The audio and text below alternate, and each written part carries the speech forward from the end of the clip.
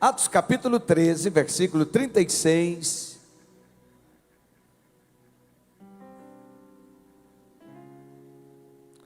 Porque na verdade, tendo Davi servido a sua própria geração, diga, servido a sua própria geração, conforme os desígnios de Deus, adormeceu, diga, morreu, e foi sepultado.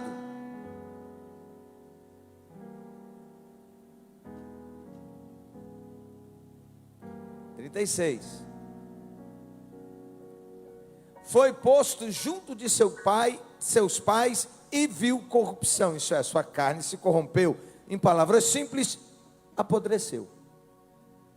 Foi sepultado, morreu, foi sepultado, apodreceu. Davi foi um homem que marcou a sua geração conforme os desígnios de Deus. Por que Davi marcou a sua geração e fez tanta diferença? O ministério de Davi foi ao mesmo tempo relevante e contemporâneo. Ele ministrou em sua geração para a sua geração. Ele serviu aos propósitos de Deus. E esses propósitos são eternos e imutáveis. E ele serviu os propósitos de Deus em sua geração, que foi o contexto de sua própria época, do seu tempo. Ele serviu com abnegação em sua própria época. O que isso significa? Significa que cada um só pode servir na sua geração. Você não pode servir na geração anterior, você não existia. Mas você também não poderá servir na geração depois que você morrer, acabou. Vai acontecer o que houve com Davi e que aconteceu com todos os outros antes de nós, de pessoas que conhecemos inclusive, que já morreram. Então olhe para essa pessoa que está perto de você e diga, o tempo que você tem é esse, é hoje, e saiba que Deus te estabeleceu nessa terra, Ele tem um propósito para você, então viva esse propósito, sirva a sua geração. Isso quer dizer que a sua vida é muito mais do que trabalhar, pagar conta, trabalhar de novo, e trabalhar de novo, e trabalhar de novo, e amealhar bens. É muito mais do que isso. A sua vida tem um propósito eterno. Deus tem um plano, um projeto, um propósito claro, definido para a sua vida, e ninguém será plenamente feliz se não viver esse propósito. É aquele sentimento de que você ainda não é quem você deveria ser, que você ainda não alcançou o que você poderia ser. No primeiro livro de Samuel, capítulo 17, de 1 a 58, fala de uma batalha, épica batalha, que todos nós de geração em geração falamos sobre ela, a batalha de Davi contra o gigante Golias. E ali estão, nós podemos ver nesse texto a resposta às indagações, e aprender com ele, para que assim possamos marcar, assim como Davi marcar a nossa geração. 1 Samuel 17, lembra que Golias é de Gate. Gate é da terra, ou ele é de Gaza, Gate, essas cidades são da terra dos filisteus, da Filistina, de onde vem a Palestina. Ali era terra de gigantes. Os filisteus, que não é somente aquele povo hoje da Palestina, porque Palestina nunca existiu esse país, mas é toda aquela região, todo aquele povo árabe ao redor de Israel. Esse povo, os filisteus, sempre tiveram no caminho do povo de Deus. Sempre tiveram. E aqui tem uma encrenca de todo tamanho. E os filisteus se reúnem para a batalha e eles têm um gigante, é terra de gigantes. E eles têm um gigante hiper treinado, cara coroado nas guerras, um homem invencível, um homem de em torno de 3 metros de altura. E ele começa, os exércitos se posicionam, se colocam em posição de batalha, e ele começa por 40 dias a afrontar. Tem um homem aí em Israel para lutar comigo, não precisa envolver todo mundo na guerra, me dê um. Se tiver um, luta comigo, e quem vencer, o país vencido será serviçal, ou será escravo, ou estará sob o tacão, o domínio da outra nação. Por 40 dias. Versículo 24, todos os israelitas, vendo aquele homem, fugiu diante dele e temiam grandemente. 1 Samuel 17, capítulo 17, versículo 24 e seguinte. E esses israelitas temiam e tremiam e diziam uns aos outros: vocês viram aquele homem que subiu? Subiu para afrontar a Israel. A quem o matar, o rei Saul vai dar grandes riquezas e lhe dará por mulher a sua filha, e a casa de seu pai isentará de impostos em Israel. A aflição do rei era tão grande que ele faz uma proposta enorme para ver se conseguia animar alguém para encarar aquele homem. Ia encher de riqueza, e ia dar ainda a sua filha, então o cara ia se tornar genro do rei, e as suas gerações não pagariam mais impostos. Que beleza, hein?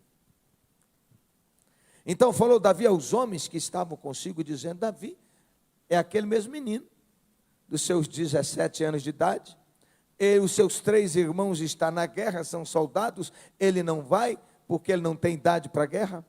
Ele está lá no campo cuidando das ovelhas, mas seu pai manda chamá-lo, põe algum outro para cuidar, e diz: vai lá ver, eu quero notícia dos seus irmãos, me dê notícia da guerra, me traga notícia dos irmãos, dos seus irmãos. Então ele vai, e quando ele chega, ele ouve as pessoas comentando sobre isso. Ele não sabia, não tinha você lá, com o seu smartphone na mão, fazendo transmissão da guerra e da afronta ao vivo, não tinha. Então falou Davi aos homens que estavam consigo, dizendo: que farão aquele homem que ferir a este filisteu e tirar a afronta de sobre Israel? O que vão fazer? Quem é, pois, esse incircunciso filisteu para afrontar o exército do Deus vivo? Ó, o negócio já mudou de patamar. Quem é? Isso é, vocês estão vendo um gigante invencível. Eu pergunto: quem é ele para afrontar o exército do Deus vivo? Amém? Amém? E o povo lhe repetiu as mesmas palavras, dizendo: assim farão ao homem que o ferir. Quem é o inimigo? O inimigo é um gigante mais forte que nós, um opressor. É o sistema é opressor. Quantas vezes nós ouvimos a palavra: é o sistema, meu irmão? É o sistema. É Satanás, porque a Bíblia diz: o mundo jaz no maligno. Então os dias são maus. Se até as igrejas correriam grande risco, muitos crentes, inúmeros, milhares, seriam corrompidos, o amor ia esfriar, um desinteresse pelas pessoas, um desinteresse pelas coisas de Deus. Hoje não dá, não estou com vontade, não sei o que e tal, e elas ficam assim perdidas, tateando, faltando firmeza, perseverança.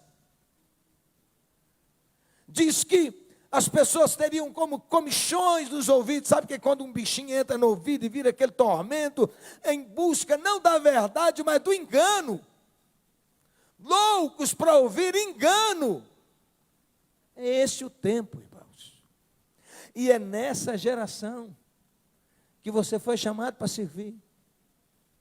Diga: eu fui chamado por Deus, para viver nessa geração, para servir nessa geração, e glorificar a Deus nessa geração, influenciar pessoas nessa geração, e tornar esse mundo melhor.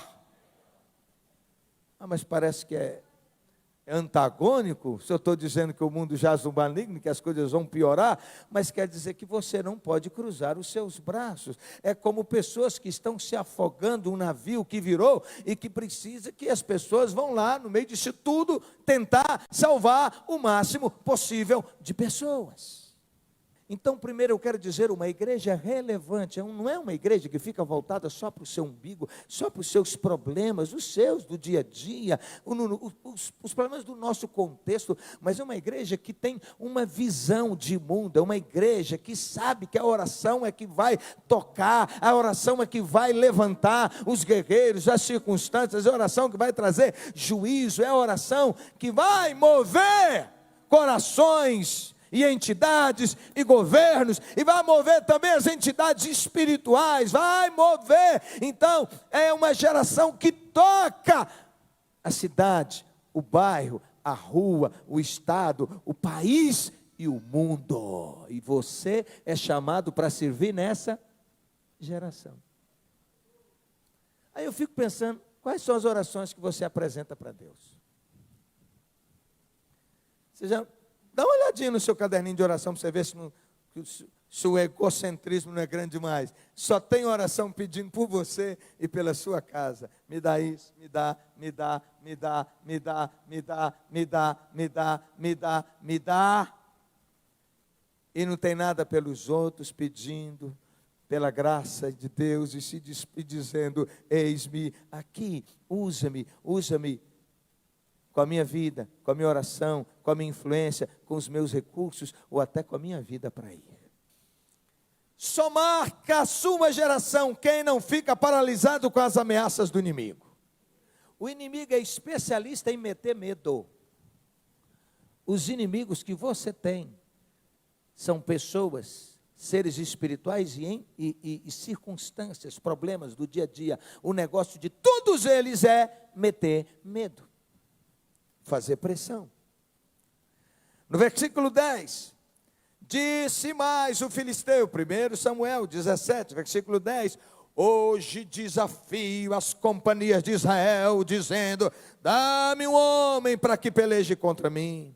Ouvindo então Saul e todo Israel esta palavra do filisteu, espantaram-se e temeram muito. Chegava-se, pois, o filisteu pela manhã e de tarde, e apresentou-se por 40 dias. Irmão, olha para mim, é de manhã com as mesmas acusações, com as mesmas pedradas, com o mesmo peso, com o mesmo olhar fulminante, com as mesmas cobranças, com a mesma pressão, de manhã e de tarde.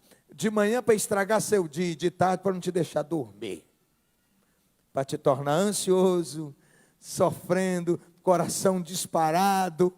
Quantos estão entendendo? Quantos dias foi? 40 dias, alguém suporta? 40 dias de pressão de manhã e de tarde.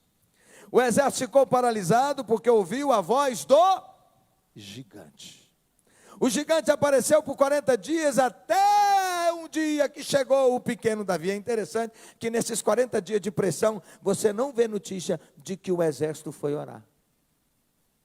Você não vê notícia de que Saul mandou buscar sacerdote, profeta, para conduzir uma reunião de oração, para apresentar a dor, a queixa, o problema a Deus. Não, eles estão paralisados pelo medo. Então eu te digo, o medo é paralisante. Tem muita gente paralisada por causa do medo. Quantos dias? 40 dias. Quase 6 semanas de blasfêmia. Por que blasfêmia? Porque ele estava atacando também a Deus. 40 dias de um homem lançando seus desafios. Escolham um homem para lutar comigo. Isso é, tem algum homem aí? E todo mundo...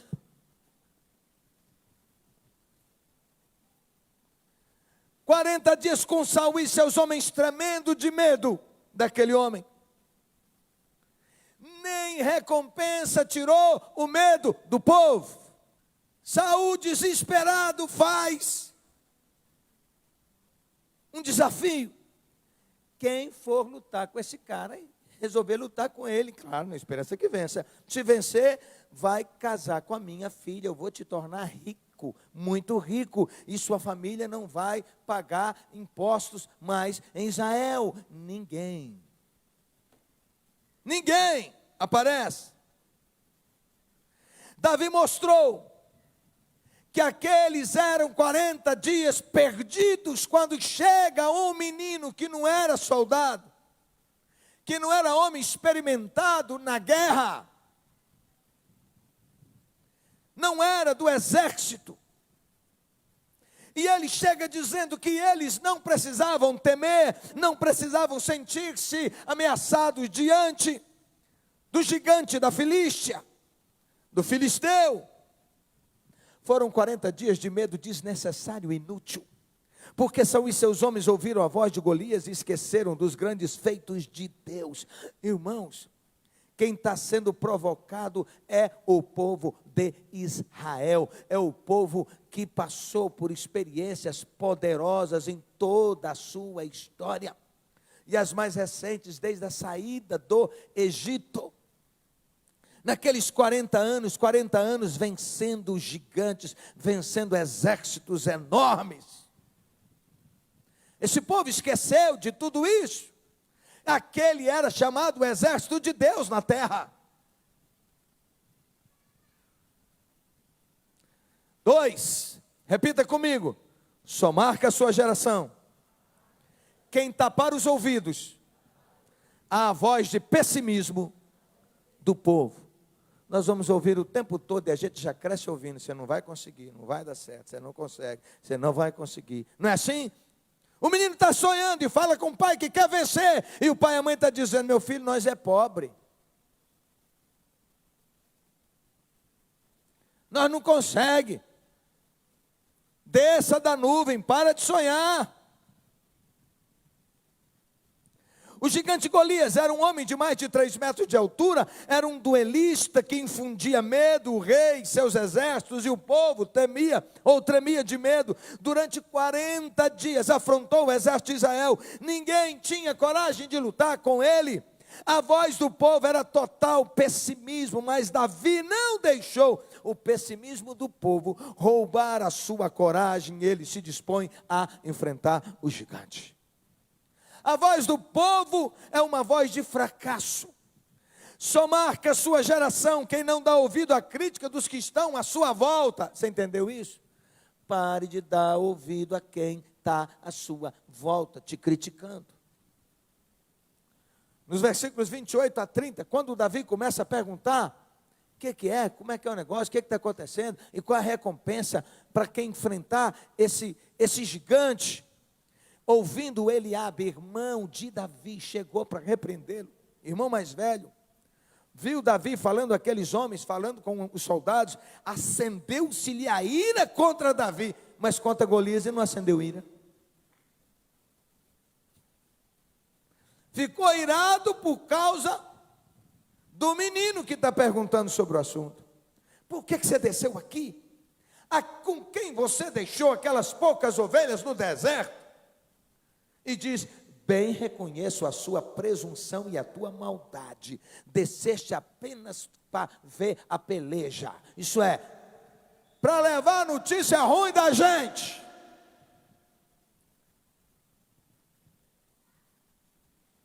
Então ouça, a crítica machuca quando vem de alguém que está acima de nós. Eliabe era irmão mais velho, sim ou não? Alguém que está acima da gente faz uma crítica, machuca. 2, a crítica machuca quando questiona nossas motivações. Eliabe achou que Davi era movido por presunção. A crítica machuca quando ela é contínua, e ele diz: o que eu fiz agora? Porque o irmão sempre ia para cima dele. A crítica machuca quando vem de pessoas que nos conhecem há muito tempo. É verdade ou não é? Um estranho te criticar não faz diferença. Mas alguém que te conhece há muito tempo e para cima de você, Então Eliabe cresceu com Davi, era seu irmão, era da sua própria família. Quanto mais íntima é a relação, mais dolorosa é a crítica. A crítica machuca quando vem de pessoas que não acreditam no nosso potencial. Ouvidas as palavras que Davi falara, anunciaram-lhes a Saul, dizendo: "Ô rei, tem um rapaz aí que diz que luta com o homem." Porém Saul, quando viu Davi, viu aquele menininho, franzininho, um adolescente, virou para ele e: "Você não pode lutar contra o filisteu, meu filho, pois você é moço, você é novo, você não tem preparo, você não tem treino, você não tem know-how, você não tem experiência. Ele é guerreiro desde a sua mocidade. Você não pode, você não tem experiência, você ainda é muito jovem." Vamos comigo, eu falo, vocês repetem. Só marca a sua geração quem aprendeu que as guerras públicas são primeiramente ganhas na intimidade com Deus. Aonde é que você vai ganhar as guerras? Diga: no secreto, na intimidade com Deus. Então Davi dá uma resposta espetacular a Saul, e ele diz: "Não desfaleça o coração de ninguém por causa desse homem." Meu Deus. Para pensar, o gigante estava muito maior do que era, porque a pressão estava aumentando todos os dias. É 40 dias com as mesmas pressões, com as mesmas palavras. Então cada dia as pessoas estão se sentindo menores. E agora o menino chega e diz: "Não desfaleça o coração de ninguém por causa dele." Aí ele diz para o rei: "Teu servo irá e pelejará contra o filisteu." Estou lendo 1 Samuel 17, 32 a 37. E aí Saul diz: "Você não pode lutar, você é novo, você não tem preparo. Ele é um guerreiro experimentado." Respondeu Davi a Saul: "Teu servo apacentava as ovelhas de seu pai, quando veio um leão, e numa outra ocasião um urso, e tomou um cordeiro do rebanho. Eu saí atrás dele, peguei, feri e livrei o cordeiro da sua boca. Levantou-se contra mim o leão, eu o agarrei pela barba, o feri e o matei." Era naquele tempo de anonimato que Deus estava preparando Davi. Entenda uma coisa: tem muita gente aqui que Deus está te escondendo, querendo te preparar para coisas muito grandes e muito poderosas que Ele tem para a sua vida. Mas é preciso ficar firme, é preciso perseverar, é preciso esperar, é preciso adorar ao Senhor, entrar na sala do trono, sossegar o coração, até o dia que o Senhor vai te dizer: "Vá." Tem muita gente que não aguenta este tempo e aborta o projeto de Deus para a sua vida.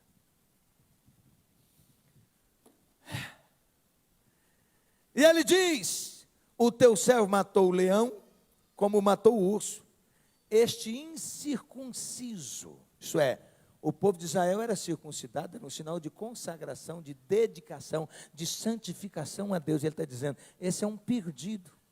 Ele não tem a marca da aliança, ele não tem aliança com Deus. Nós temos, eu tenho. Portanto, esse maligno, este perdido, esse endemoniado, esse servo das trevas, esse arrogante filisteu, será como um dos animais que eu matei, porquanto ele afrontou o exército do Deus vivo. Ele está dizendo: olha a visão de Davi. Davi sabia que aquele não era um exército qualquer, apesar de tão fraco e tão frágil, mas era o exército de Deus. Assim é você, tão fraco, tão frágil, tão limitado e às vezes tremendo. Quantos de vocês estão tremendo diante das acusações e das afrontas que os gigantes da vida têm feito contra você e contra a sua casa?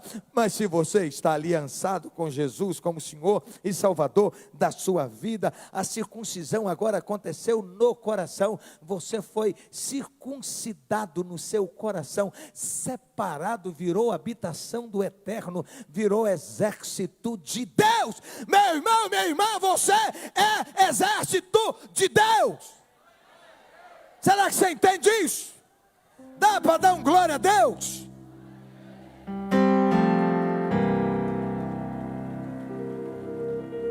Aqueles homens medrosos era o exército de Deus. Mas eles não se viam assim. Há uns 300 anos antes, diante de gigantes do mesmo povo, das mesmas tribos e mesma herança de gigantes, quando foram espiar a terra lá no livro de Números, quando eles viram gigantes, o que é que eles fizeram? Eles se viram como gafanhotos. Você consegue aplicar isso para a sua vida, para os seus problemas, para as suas lutas, para os desafios que você tem na sua casa, com seus filhos, com seus irmãos, com seu cônjuge, com as suas finanças, com as suas dívidas, os seus problemas de relacionamento, sua luta com o patrão? Você consegue? Entendeu, minha irmã? Você consegue? Por favor, traz isso para a sua realidade, para o seu dia a dia. O diabo sabe quem é você em Deus, é você que não sabe quem é você em Deus. Meu Deus, isso é muito forte. O diabo sabe que se você se levantar no temor do Senhor e se posicionar diante de Deus, você se levanta como um general de guerra. O diabo sabe que a hora que você se posiciona, ele tem que ceder lugar, porque ele sabe quem está guerreando as suas guerras é o exército do Deus vivo, que desce para ajudar o exército da terra. Oh!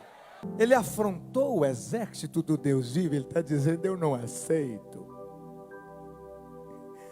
Eu não posso aceitar que ele afronte o meu Deus, o exército de Deus, porque derrotar aquele exército era derrotar a Deus.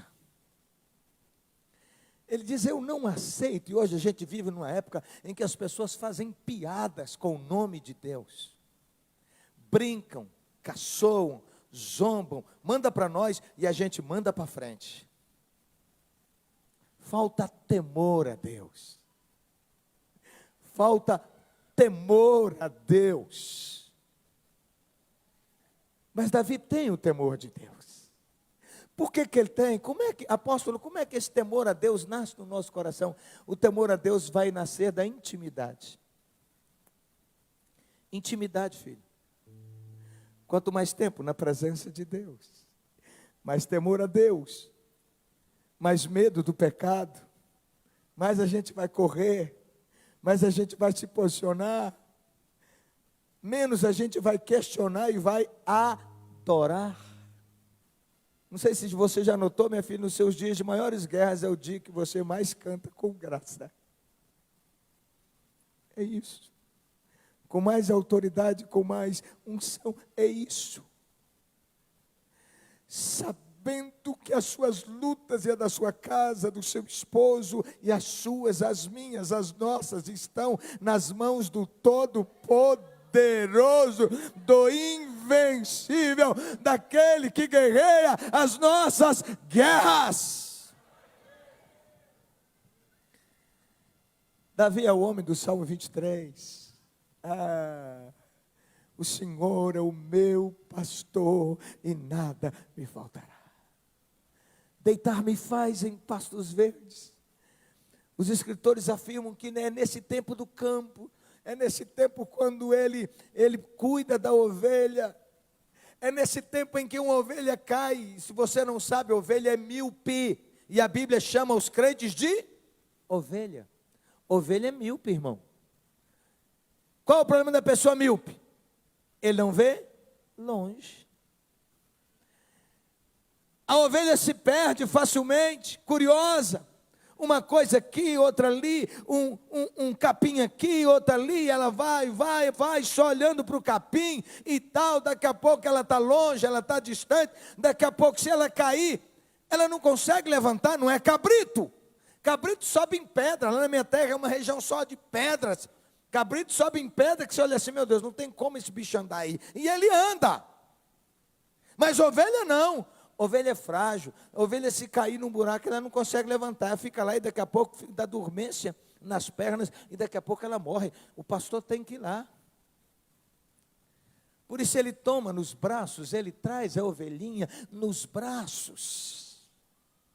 E é nesse tempo em que ele salva a ovelha da boca do leão, ou da boca do urso, da boca de qualquer outro animal, e ele pega e traz no colo, e ele começa a o carregar. O Espírito de Deus vem e diz assim: você é o pastor dela, mas eu sou o seu pastor. Aí ele começa a cantar para Deus, que ele é musicista, ele é adorador, ele é compositor, e nas suas guerras ele vai compondo as músicas, as canções. Inclusive ele tinha o dom de fazer os instrumentos musicais. Você sabe o que é que você ficar lá no meio do mato sozinho o dia todo? A maioria de nós não consegue ficar, irmão. Hoje a gente não consegue. Quando alguém chama a gente para ir num lugar e fala assim: lá tem internet? Porque a gente ficou escravo dela, irmão. E esse moço vem voltando com essa ovelhinha e dizendo: eu sou o seu pastor. Aí ele começa: o Senhor é o meu pastor e nada me faltará. Do mesmo jeito que ele levava para pastos verdes, ele que tinha que levar e ficar cuidando, vigiando, levava também a águas tranquilas, águas límpidas, não águas agitadas e sujas. Aí ele diz: refrigera minha alma e leva-me para junto das águas de descanso. Guia-me pelas veredas da justiça. Isso é, o pastor ia na frente caminhando, levando aqueles caminhos, não é essas estradas que a gente tem hoje. Sabe aquele caminho que o boi faz?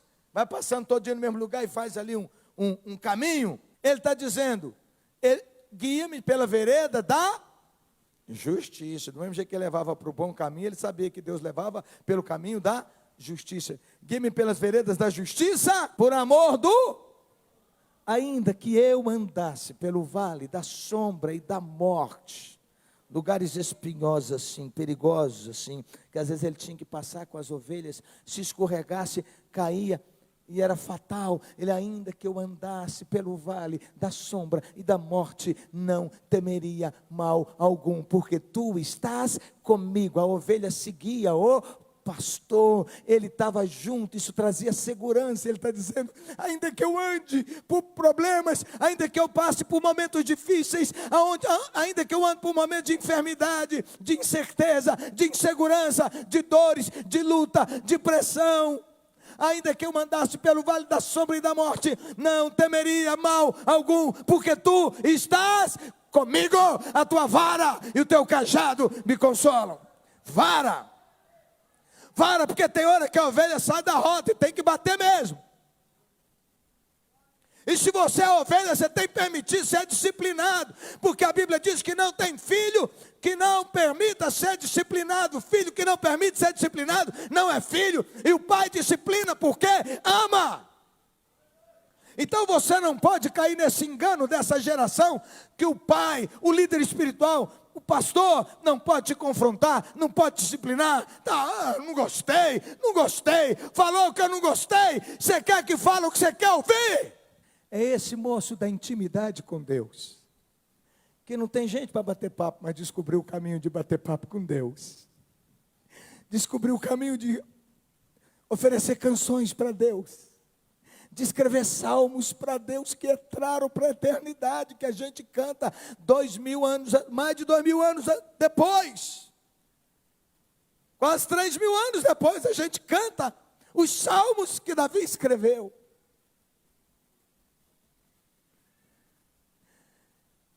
Quando ele vai enfrentar um leão, ele enfrenta no poder do Espírito Santo de Deus. O Espírito de Deus veio sobre ele. Eu quero te dizer que o Espírito de Deus quer vir sobre ti e te fortalecer para você enfrentar as suas guerras. Apesar de ser um garoto muito jovem, para se alistar no exército de Israel, Davi aceitou o desafio. Ele não tinha nenhuma confiança no seu próprio tamanho ou força física. Ele não se gabava de experiência de batalha, nem de inteligência para planejar alguma tática militar. Davi não depositou sua confiança nas suas armas de guerra. Uma funda e 5 pedras é o que ele faz. Nas horas vagas, olha para aquelas colunas ali, imagine uma árvore. Ele ficava treinando. Está vendo aquela primeira placa ali de indicação da seta?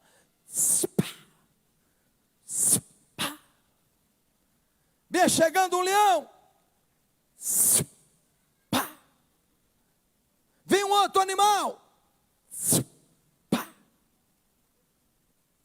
E vai espantando a todos. Só que isso vai lhe dando habilidade. Presta atenção, você vai enfrentar os gigantes com as armas que Deus colocou nas suas mãos, com as experiências que você já adquiriu e já acumulou. Dê um glória a Deus. Quando esse garoto encarou Golias, ele estava ciente da grande diferença entre dois campeões que entraram em uma batalha injusta e desequilibrada.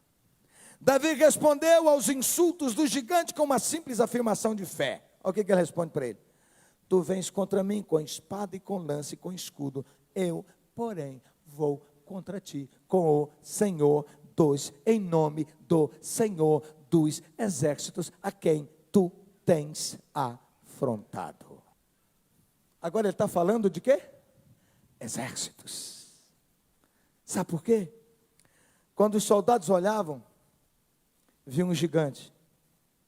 Quando Davi olhava, ele viu um exército de homens, que não se viam como exército de Deus, mas ele os via como exército de Deus. Mas mais do que isso, Davi estava vendo os anjos de Deus, querubins, serafins, valentes com espada de fogo, carros de fogo, como Eliseu viu.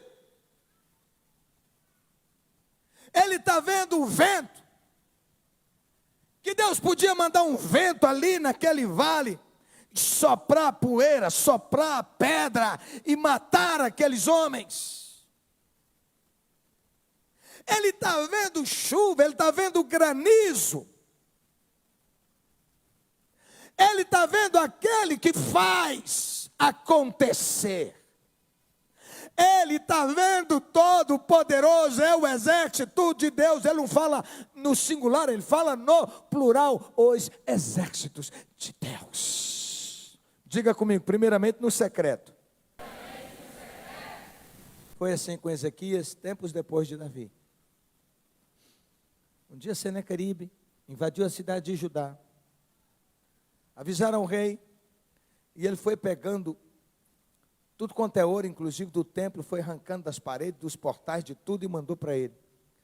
Ele veio, peraí, se saiu o ouro, tem mais. Aí agora, ao invés de ir embora, não, resolveu vir cercar Jerusalém, a capital. E ele mandou uma carta de afronta.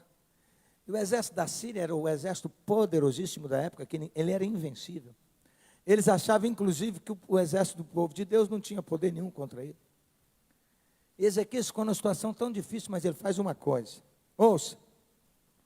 Tendo Ezequias recebido a carta das mãos dos mensageiros, pegou a carta, leu-a, então subiu à casa do Senhor e apresentou a carta perante o Senhor. Ó, acabou de ler. Ao invés de ficar ali acabado, destruído, ele foi lá para a igreja, lá para o templo, e lá ele leu, Senhor, aqui estão as afrontas de Senaqueribe. Ele leu uma por uma, mas olha o que ele diz para Deus. Ó Senhor Deus de Israel, que está entronizado acima dos querubins, tu somente és o Deus de todos os reinos da terra. Tu fizeste os céus e a terra. Inclina, ó Senhor, os ouvidos e ouve. Abre, Senhor, os olhos e vê. Ouve as palavras de Senaqueribe, as quais ele enviou para afrontar o Deus vivo. Ezequias tinha consciência de quem é que estava sendo afrontado. Não era ele, era o Deus vivo. Ele está dizendo, Senhor, ele veio afrontar o Senhor. É tipo o mais fraco que chega para o mais velho aí, ó, é contigo aí, ó. E diz assim, ó Senhor Deus de Israel, que está entronizado acima dos querubins, tu somente és o Deus de todos os reinos, tu fizeste os céus e a terra, inclina, ó Senhor, e ouve, o ouvido e ouve, abre, Senhor, os olhos e vê, ouve todas as palavras de Senaqueribe, os quais ele enviou para afrontar o Deus vivo. Verdade é, Senhor, que os reis da Síria assolaram todas as nações de suas terras, e lançaram no fogo os deuses delas, porque não eram deuses, senão obras de homens, eram feitos de madeira e de pedra, por isso os destruíram. Agora, pois, ó Senhor nosso Deus, livra-nos das mãos deles, para que todos os reinos da terra saibam que tu és Deus. Ele está dizendo, ó, eles venceram todo mundo mesmo, mas o Deus deles era falso, agora nós temos o Deus verdadeiro, então o Senhor dá o seu jeito. O Senhor dá seus pulos. A resposta de Deus, segundo o livro dos Reis 19, 32 e 34, pelo que assim diz o Senhor acerca do rei da Síria, ele não vai entrar nessa cidade, nem lançará nela flecha alguma, não verá perante ela com escudo, nem há de levantar tranqueiras contra ela, pelo caminho por onde veio, ele voltará, mas nessa cidade não entrará, diz o Senhor, porque eu defenderei esta cidade para livrar por amor de mim e por amor de meu servo Davi. Aonde é que Ezequias foi? Diante das afrontas, para a presença de Deus, para o lugar secreto. Só vai ter vitória pública quem gerou essas vitórias na intimidade com Deus.